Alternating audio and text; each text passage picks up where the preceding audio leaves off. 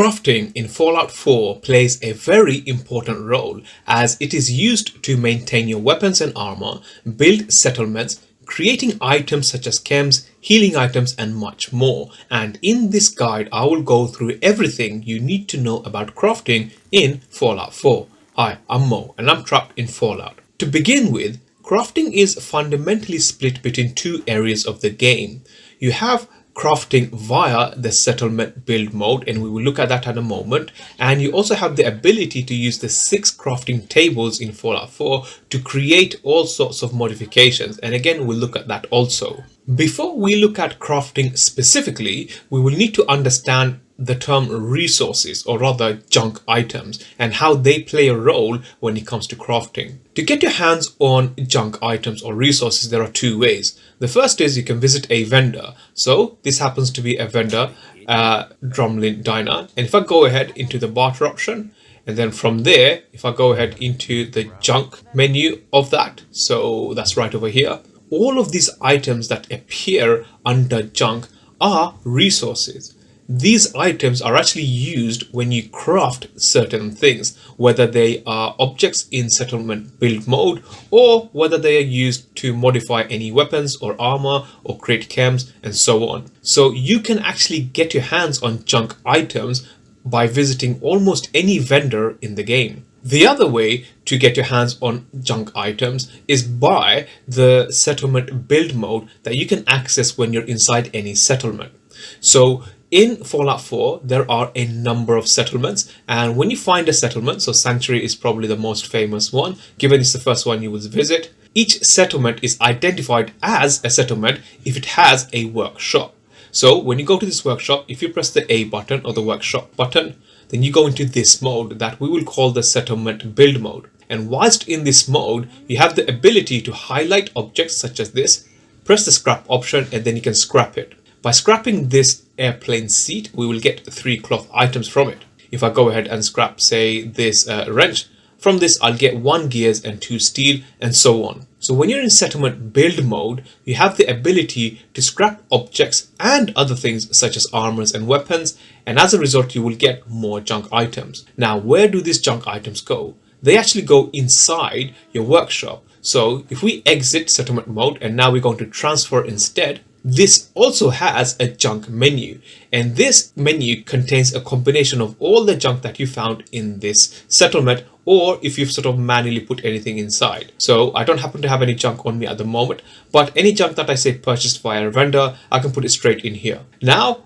why are these 2 points important? These are important because, and this quite nicely brings us to settlement build mode, you will use these junk items to craft objects when you're in settlement build mode. So we will talk about the crafting tables in a moment. Let's quickly talk about settlement build mode. When you're in settlement build mode, what you can do is go to something like, say, the furniture, and this is then split again into other subcategories of beds, chairs, containers and so on. So let's look at beds. If I then go to beds, I can now go ahead and create or craft one of these beds. So let's just pick the first one, for instance. This is saying to craft this bed I will need 4 steel items and 5 cloth items. I happen to have, based on my numbers, about 11,000 steel in my junk, and I happen to have 255 cloth in my workshop junk. So this will allow me to go ahead and create this bed, and you can do the same thing with other objects. So if I go to something like defense and I try to create a guard post, then this will use 10 wood and 4 steel and so on. So when you're in settlement build mode, you will directly use the junk items you have in your workshop to create these objects in your settlement build mode. Now, the other thing to think about, like we said, are crafting tables. So what are crafting tables? Well, let's go ahead and take a look at that now, because that plays an almost much more important vital role when it comes to maintaining your weapons, armors, and so on. So let's take a look at that right now. When it comes to crafting things such as weapons and armors and chems and so on, you will need to actually gain access to 6 different types of crafting tables, and you can make them yourself by using the settlement build mode in a settlement, and they are or rather 5 of them are actually found under the crafting section. So if we open this menu, the first is going to be the armor workbench. The second is the chemistry station. The third is the cooking station. The fourth is the power armor station. The fifth is the weapons workbench. And the final one is actually found in the base menu, and it is the robot workbench. And we are going to go and take a look at each of them individually right now. When using the armor workbench, this will allow you to attach and detach mods from any given armor. And it will allow you to do this typically on chest, your right arm, your right leg, your left arm, and your left leg armor body pieces. So here I happen to have a leather chest piece. If I go ahead and select this, what I can do is go into the standard option for it. And from here, I can attach any one of these modifications to this piece of armor. Now to do that, this is where your resources or your junk items come into play. To build the boiled leather modification and attach it to this armor, I will need to have 2 adhesive, 4 cloth, and 8 leather. And the same can be said for this, although the requirements here are probably a little bit different. This, on the other hand, is grayed out because either I don't have the required resources or because I don't meet the perks. So to actually build these modifications, you need to have 2 things in check. You need to have the resources and you need to have the relevant ranks in the relevant perks. The armor workbench is typically used to update any armor you're wearing, and it is typically used to attach and detach modifications. So if I now go into something like the MISC, this is now applying additional modification that is unique to that piece of armor, or rather to that type of armor. So because this is a chest piece, on this I can have something like dents that helps to reduce damage from explosives. But if I go into left arm and then go into MISC, I won't have the dents on here, but I'll have something else such as stabilized that helps to steady the arm when you're looking down the barrel. So this is typically what the armor workbench is used for. It is used to create modifications for your armor pieces. Next, we're going to take a look at the chemistry station. The chemistry station is typically used to create chems, grenades, healing items, mines, and syringe or ammo, and traps. And again, the same rules apply here, similar to the armor workbench. If I were to try and create, say, something like a buff jet, I would need, in this case, 1 buff and 1 jet. But if I look at grape mentats, in this case, I happen to be missing 2 herb flower and 1 whiskey.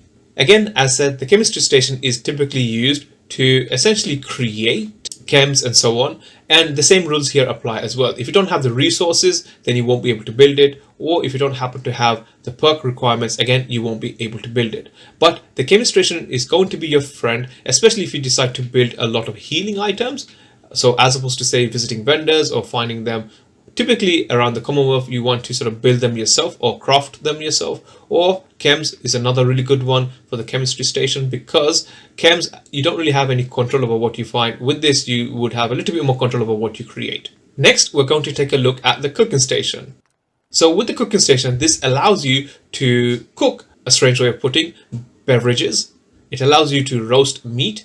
It allows you to create soup and some other utility items, typically just the one to get some adhesive. Again, the same rules apply here. If you don't have the relevant ingredients in this case, or you don't happen to meet the relevant perks in this case, which I think for the most part, the cooking station doesn't actually have any perk requirements for anything. It's mostly all about ingredients. Then you won't be able to cook it. So this is, again, a good source for you to come and sort of create a number of drinks, or to use any meat you find to go and cook that relevant meat for the relevant effect. So if we were to, for instance, cook ourselves a deathclaw steak, then by consuming that, it would give us 1 plus to our agility for an hour. But in this case, we would need 1 deathclaw meat to be able to cook it. Again, in this case, I don't meet it, and that is why it is not highlighted. But the cooking station is typically used to cook food. For anyone using power armor in Fallout 4, the power armor station is going to be a pretty important and vital place for you. This allows you to remove and attach different armor pieces from your power armor, although you can do that manually as well. But more vitally, it also allows you to modify armor pieces, and it allows you to repair armor pieces. So if we were to go ahead and select the craft option, Here I happen to have, for instance, the Radar Power 2 helmet attached to the power frame. If I selected this instead, then it would go and update each of those armor pieces to now be this type of armor. If I then go ahead and select one of these, I now have further options. So I can go and change the paint if I wish to, or more importantly, I can actually update. In this case, it's already updated, but I can actually update the base defenses of this particular armor pieces. And I can also apply, again, miscellaneous mod to these armor pieces. So for instance, if I were to apply this internal database to the helmet of this armor piece, then this will increase the intelligence whilst I am wearing the power armor. And similarly, like I said, you can also repair your armor pieces at the power armor station. So at the moment it's grayed up because all my armor pieces are repaired. But if I were to look at this one, currently, if I look at the health on the right hand side, or rather the left hand side, it has a health of 25 out of 50. So if I were to repair this, it will take steel. So again, this is another part where your resources or your junk items play an important role. They are used to actually repair power armor. And this is typically what a power armor station is used for. It is used to effectively attach, detach modifications from your power armor, to change the effects that each power armor piece you're wearing has, and to also repair your power armor. Now we're going to take a look at the weapons workbench, which is probably the workbench that is most likely to be used in almost every single playthrough. So if we go into the workbench, what this will do is allow you to modify any one of your given weapons with basically weapon modifications. So if I were to go into the big boy, for instance, this will give me the option to modify the standard launcher, and from here I can pick the new DLC piggyback bomb launcher, or I can pick the standard Merv launcher. Again, in this case I don't have the modifications, so if I sort of hover over them and again go ahead and build them, then again this is going to show me all the resources that I need as well as the perk requirements. Again, this is exactly the same when we compare this to other crafting tables. You need to have the resources and you need to have the perk requirements in order to manipulate, or rather change, any modification you want for any given weapon. And lastly, let's talk about the robot workbench, which is only available to you as long as you have the Automatron DLC installed for Fallout 4. This allows you to modify any one of your robot companions and upgrade them or change them entirely. So this essentially only really affects Codsworth, Ada, and Curie, who are your 3 available robot companions in Fallout 4. When you actually open the robot workbench, you have the option to first of all select which companion you're referring to. So let's just go ahead and say Codsworth. And from here, we can now change the body part of Codsworth to be something else. So if I were to say select the arm, I can change the arm to something else like the left arm, or I can actually attach an Assaultron left arm instead. Or if I select the torso, I can totally actually change Codsworth to be something else completely. So Codsworth by default is a handyman or a handy, but you can change him to be instead a Protectron or even an Assaultron.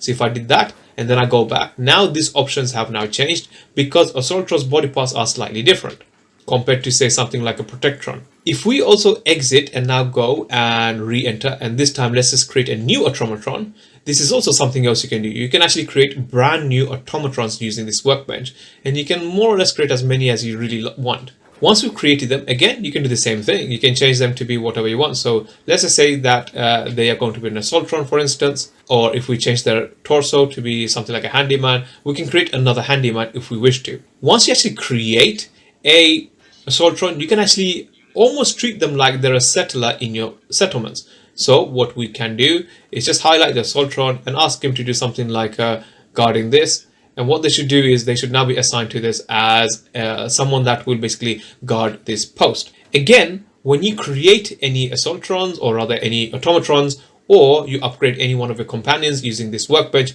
you will need to have the relevant resources / perks in your settlement workshop. Crafting plays a big role in Fallout 4 as it allows you to maintain your weapons and armor, build bigger and better settlements, and so much more. It also plays a vital role when playing the game in survival mode, and it will literally save your life in the game. If you want to learn everything there is to know about Fallout 4 survival mode, then click on the video you see on the screen right now. Click on the video you see on the screen now to learn more about Fallout 4 survival mode.